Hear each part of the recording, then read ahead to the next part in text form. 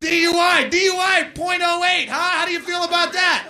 You guys, you're drunk. If you're blowing a .08, you're probably sloppy drunk, huh? No, you're fucking not, because you're an adult. Maybe one of you is, and we have to fucking live like dickheads because that one fucking nitwit sorority girl who's 80 pounds and anorexic sniffs a shot of Jägermeister and fucks half the football team. So we're all drunk at .08. No, we're not. But the federal government blackmails the states and says you have to make it .08. See, here's the thing. If you have a picture of a dead kid, you can get any law you want passed. You bring a fucking picture of a dead kid to Congress, and you go, it's the most obscure death in the world.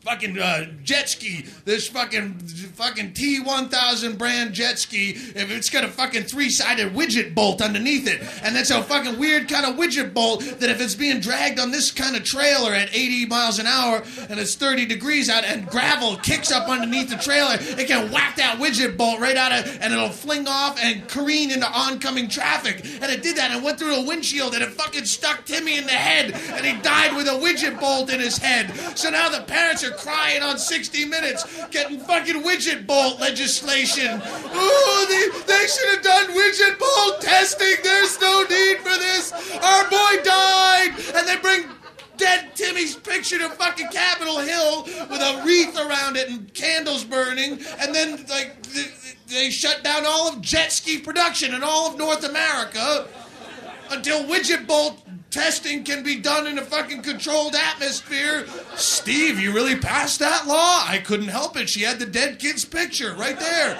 The wreath and candles. Oh, yes, she pulled the trump card, the dead kid's picture.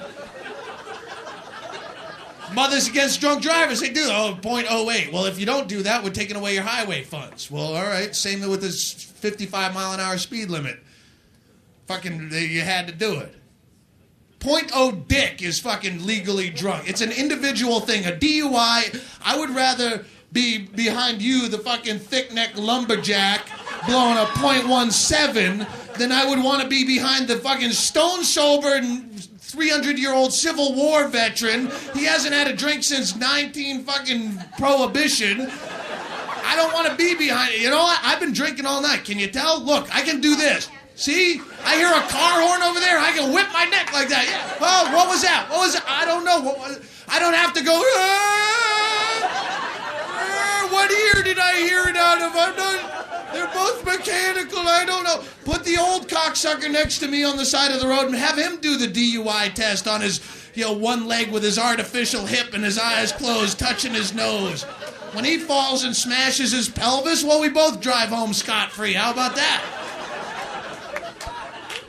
It's a fucking individual thing. I watched that guy, if it's based just on reflexes, I watched that guy, he couldn't get his coffee to his lips at breakfast and got right behind the wheel, shaking like a fucking... I should be able to take a DUI test, where if I can pass my driving test at .16, I get a driver's license that says I'm okay to drive up until .16. Just like corrective lenses. It's an individual thing. You can't, the individual in this society is completely fucked. You're put in a little fucking group, and you're judged by the fucking drunk sorority girl. We're all drunk, because she's a fucking nitwit. The one person. It's like the same way we board airplanes, okay, we're gonna board the airplane, let's get all the fucking slowest, encumbered, broken people with all the kids and put them first, and let all you fucking healthy, fast people go as slow as the slowest link in the group. Does it make sense? No. But you can't say no to the fucking dead kid's picture, and you can't say no to the fucking old people with the broken hips and the fucking 19 kids.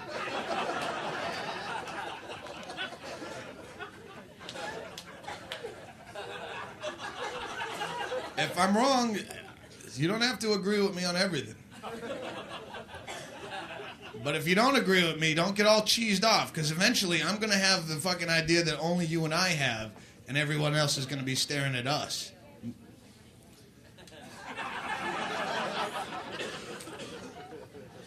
Yeah, oh, wrap it up? Is that what you're saying? Oh, yeah, I'm starting to feel it, yeah. I dosed tonight for the first time in a long time. Starting to kick. Mind your business.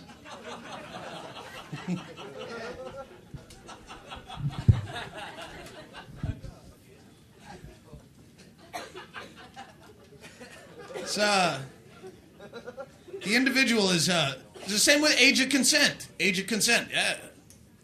Hate to tell you, but if you watch some daytime TV, you'll know there's 16-year-old girls plenty ready to start fucking. Yeah. They're out there. And on the same note, there's 35-year-old women who should have their holes puttied shut like Barbie parts. You can't say a certain age is ready to fuck. I'm just I say women because that's what the law is made to protect. But yeah, you can't tell me 18 years. I like my ladies a little on the brown side of ripe, but I think we've covered that. But that's the way I prefer a little fucking intelligence to. I'll take a fucking sloppier tit and a little more fucking thinking there. But that's just me. Everyone's different. I'm not a. Oh, thanks.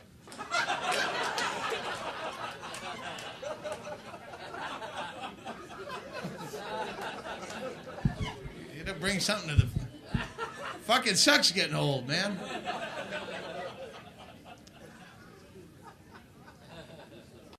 They should raise the drinking age to like fucking 60, so you'd have something to look forward to, right? I'm 34. I've done everything. I fucked a midget once. What else can I do? I did. I really did. What else do you got to fucking look forward to it? How am I gonna top myself? Okay. All right, that's one way. All right, I don't know. It stops you. You're no midget, though. I'd fuck you and still tell a midget story the next day, but no one would listen. That's the problem.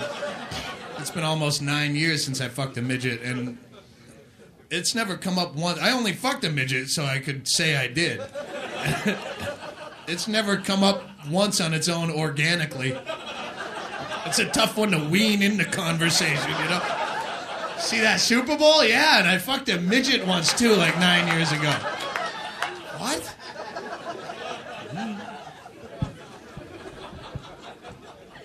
I had an opportunity after a show. How could you not fuck a midget one time just to say I fucked it?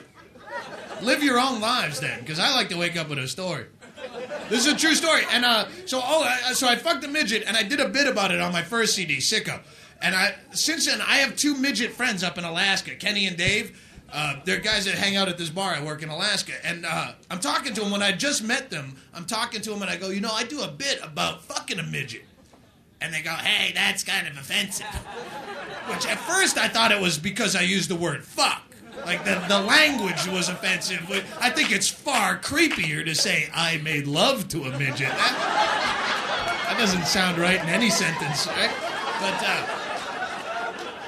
But evidently the words midget and dwarf are huge slurs in the midget community. Do you know that? They're highly offensive.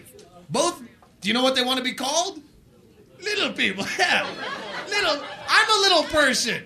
I'm 5'7". That's pretty little. I don't want to be lumped in with midgets, right? I mean, I'll call you whatever you want to be called. I don't want to offend anybody. That's not what I'm up here to do. Make up your own fucking title. I'll call you trial size or something. I don't care, but I mean, make it unique and specific. Little person is just way too vague. That's like copyright infringement on my... Kenny the Midget, this is true. Kenny the Midget says this to me. He goes, you know, he doesn't really talk like this, but fucking comedic effect, right? He goes, you know, calling a midget, that's like calling a black guy a nigger. I go, oh, yeah, that's exactly the same, Kenny, yeah. Oh, certainly, because of all the years of midget oppression, right? Right. Oh, the midget-only water coolers, I remember, yeah. The little tiny booster seats in the back of the bus. Yeah, certainly. Every time I see a white cross by the side of the road, I thought that was a highway fatality. But no, that's where the Klan ran a midget family out of town, evidently. Wait, it gets better. It gets better. This is how he follows it up. He goes, and by the way, I'm not a midget, I'm a dwarf. After after he tells me how horrible both of those words are, how offensive both of those words are, he explains the physical differences between the two. That a midget is proportionate to a regular person, only smaller. And the dwarf is the wacky kind with the big wobbly head and the nubby little arms that's hilarious to look at. And I go, fuck you, Kenny. If there's technical differences, it's not a word of hate. If there's physiological characteristics associated with the terms midget and dwarf, it's nothing like calling a black person. You'd never call a black guy a nigger, have him get done kicking the shit out of you, and on his way out, stop and say, oh, and by the way, technically I'm not a nigger, I'm a spook. Because a nigger has a wider jaw and a more protruding buttock. He stands about 4 inches taller on the average, but thank you very much for asking. That's how fucking bored this generation is. These fucking midgets are angry. Everyone's fucking angry. Everyone's gonna cause, and they're bullshit. They take good, what used to be like good liberalism, they've taken and blown it so tits out that you root against it just on cause. You know how you fucking hate the Cowboys just because Cowboy fans are dicks?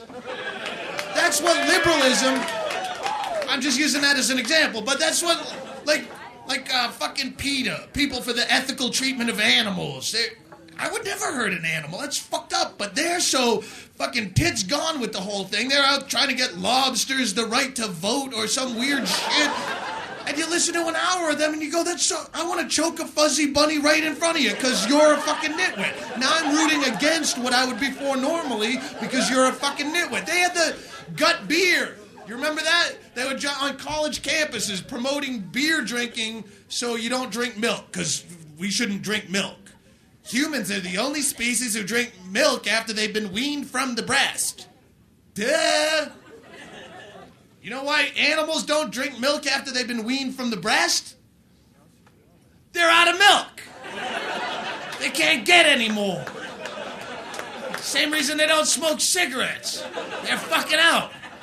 You think an animal doesn't want to drink milk after being weaned from the breast? Eat a bowl of cereal in front of your cat. He'll dry hump your sock crusty just to lick the spoon. And so you listen to an hour of that fucking nitwit shit, and don't wear fur. We're going to blockade the entire avenue that you go to work on at 9 a.m., to say don't wear fur. Well, I wasn't going to wear fur. What do I look like, fucking Liberace? But now I've waited for 3 hours in traffic because you fucking cemented yourself to the fucking highway like some fucking weird Christ figure. Now I'm going to wear the first furry fucking thing that walks past me. Dick. There you go. Happy? Happy dick. Fucking starting to kick. Yeah.